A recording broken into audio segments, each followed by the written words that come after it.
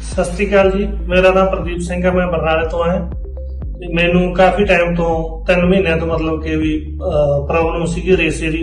ਮੇਰੇ ਗਲੇ ਵਿੱਚ ਰੇਸਾ ਬਹੁਤ ਜ਼ਿਆਦਾ ਡਿੱਗਦਾ ਸੀ ਤੇ ਮੈਨੂੰ ਛਾਤੀ ਤੋਂ ਬਹੁਤ ਪ੍ਰੋਬਲਮ ਸੀ, ਸਾਹ ਦੀ ਬਹੁਤ ਪ੍ਰੋਬਲਮ ਸੀਗੀ। ਰਾਤ ਨੂੰ ਸੌਣ ਲੱਗਿਆ ਸਾਹ ਬਹੁਤ ਤਕਲੀਫ ਨਾਲ ਆਉਂਦਾ ਸੀ ਤੇ ਰੇਸਾ ਮੇਰੇ ਗਲੇ ਵਿੱਚ ਬਹੁਤ ਡਿੱਗਦਾ ਸੀ, ਮੈਨੂੰ ਹੱਥੋਂ ਆ ਜਾਂਦਾ ਸੀ ਰਾਤ ਨੂੰ। 3 ਮਹੀਨਿਆਂ ਤੋਂ ਪ੍ਰੋਬਲਮ ਹੋਣ ਕਰਕੇ ਜਦੋਂ ਮੈਨੂੰ ਪਤਾ ਲੱਗਾ, ਮੈਂ ਅੰਮ੍ਰਿਤ ਆਯੁਰਵੈਦਿਕ ਨਾਭਾ ਤੋਂ ਦਵਾਈ ਲਈ।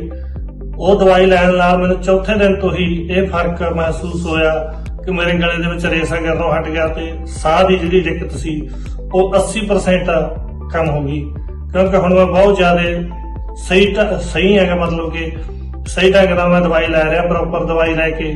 ਡਾਕਟਰ ਸਾਹਿਬ ਦਾ ਬਹੁਤ ਧੰਨਵਾਦੀ ਹਾਂ ਜਿਨ੍ਹਾਂ ਨੇ ਮੇਰੀ ਇਹ ਬਿਮਾਰੀ ਜੜੋਂ ਖਤਮ ਕਰ ਲਈ।